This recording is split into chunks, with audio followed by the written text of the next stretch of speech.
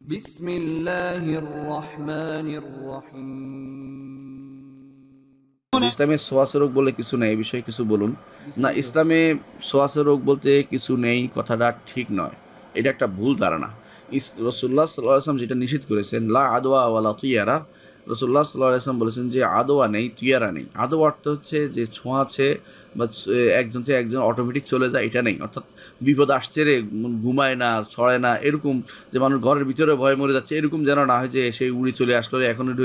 যারা সাধারণত কুসংস্কারের বিষয়ে তারা এগুলি করে থাকে, অনেকে মনে করে থাকে এই বুঝি আমার হাতে ঢুকে গেল রে, ইত্যাদি ইত্যাদি। এই জাতীয় জিনিসগুলো মানে যারা সারাক্ষণ এই জাতীয় ভয় থাকে, রসুল আসলাম তার নিষেধ করেছেন। আবার অনেকে মনে করে থাকে যে নিজে নিজেই এগুলো সংক্রমিত হয়, এটাও ঠিক না। আল্লাহর হুকুমেই কারণটা মানুষ করে, তারপর সেটা সংক্রমিত হয়। এটা হাদিস রসুল্লাহ আসলাম হাদিসে যেটা বলেছেন, ফের রামিনাল মাজজুমে ফেরার আকামিল আসাদ, যে ভাগো পালাও মাজজুম থেকে, অর্থাৎ যে কুষ্ঠরোগী তার থেকে, সিংহ থেকে পালানোর মতো তোমাকে পালাতে হবে। এর অর্থ হচ্ছে সেভাবে পালানোর নিয়ম।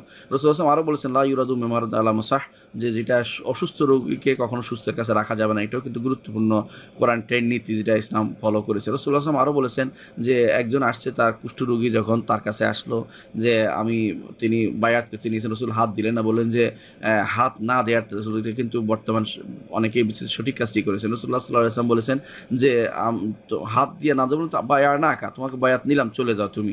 রসুল চাইলে না তাকে রাখতে কাছে। অনুরূপভাবে রসুল্লাহ সাল্লাহ আসলামের সময়ে যারা এই জাতীয় রোগী ছিল, তিনি তাকে আবিয়ার আলীতে, অর্থাৎ যেখানে বর্তমানে জুলহুলাইফা আছে, সেখানে তাদেরকে রাখতেন এবং সেখানে তাদের খাওয়ার ব্যবস্থা করতেন। এইটাও কোরান্টিন নীতির অন্তর্ভুক্ত। সুতরাং ইসলামে কোরান্টিন নীতি অনেক আগেই করেছেন, যেটা খুব গুরুত্বপূর্ণ। এবং রসুল্লাহ সাল্লাহ আসলাম সেটা আবার বলেও দিয়েছেন যে কোথাও যদি কোনো এরকম মহামারী লাগে বা রোগ লাগে, সেখান থেকে কেউ পালিয়ে যাবে না এবং সেখানে কেউ যাবে না। দুইটা কারণ বোঝা যাচ্ছে যে কেন যাবে না, সেখানে যাবে না, গেলে সেটা তার মধ্যে সংক্রমিত হবেই। কারণ এটা তো সে নিজে আসবাব এখতিয়ার করেছে, নিজে পছন্দ করে নিয়েছে। আর যদি সেখান থেকে কেউ যায়, সে রোগটা নিয়ে সেখান থেকে অন্যখানে প্রসার করছে।